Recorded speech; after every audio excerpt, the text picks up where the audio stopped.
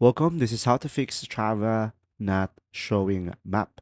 So guys, if you ever encounter this issue, it means that you have not give Strava permission to have access to your maps. So in order for you to fix that, first go to your settings into your phone.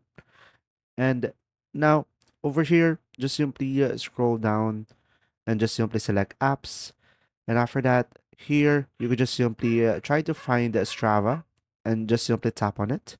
And from here, you should be able to just simply scroll a little and you will have here permissions. So here you should be able to see all of your permissions and make sure your location over here is allowed. So guys, if it's on deny, it means you just have to switch it up over here. Now, if it doesn't work, what you could try to do as well is just simply go to your notification bar on your phone and make sure to turn on your location.